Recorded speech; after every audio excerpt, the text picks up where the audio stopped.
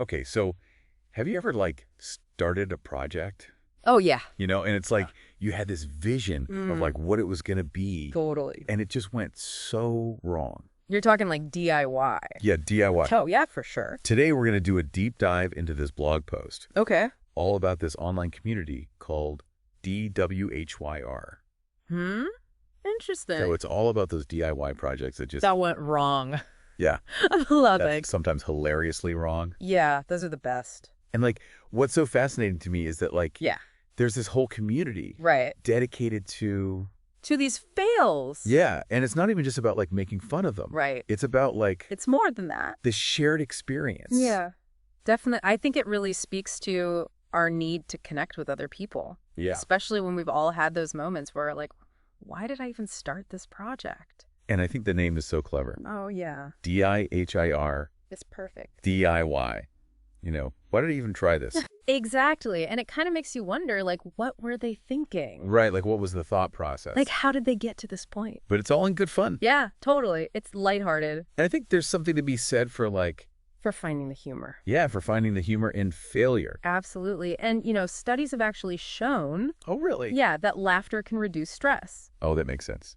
Yeah, so finding a way to laugh at our mistakes can actually be a good thing. So it's healthy. It is. It's a healthy coping mechanism. And You know, it can also be really validating to see other people's DIY disasters. Right, yeah. Because then you realize you're not alone. Yeah, you're not the only one who, like, glued your hand to something. Exactly. Or, like, cut a board too short. Oh, or, like, use the wrong kind of paint. Totally. And the blog post mentioned something that I thought was interesting. Oh, what's that? They encourage gentle feedback on the projects. Oh, that's cool. Yeah. So it's not just like, oh my gosh, look at this horrible thing. It's like, hey, maybe you could have done this differently. Yeah, I think that's really important because it creates a space where people feel comfortable sharing their mistakes. Yeah. And learning from each other. And DIY can be really intimidating. It can be. Yeah, especially with all those perfect pictures you see online. Yeah. So it's nice to know that it's okay to fail. Exactly. And that you can learn from your mistakes. It's all part of the process. And maybe even become a better DIYer because of it. I think so. So this community is really about, like, resilience. Yeah. And connection. Definitely. And I think it kind of reframes how we think about failure. Oh, yeah. Turns it into something positive and Yeah. funny. So I'm curious, for anyone listening, Yeah. does knowing that there's a whole community out there who embrace these DIY mishaps, Yeah. does it make you more likely? To try a project. Yeah. Or less likely? That's a good question. Or does it just take some of the pressure off? Maybe.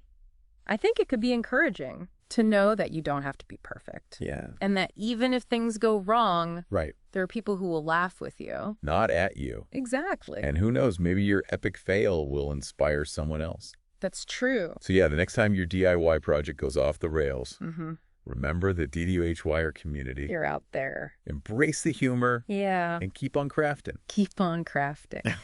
All right, thanks for joining us for this deep dive. Yeah, this is fun. Until next time, happy crafting, everyone. Bye.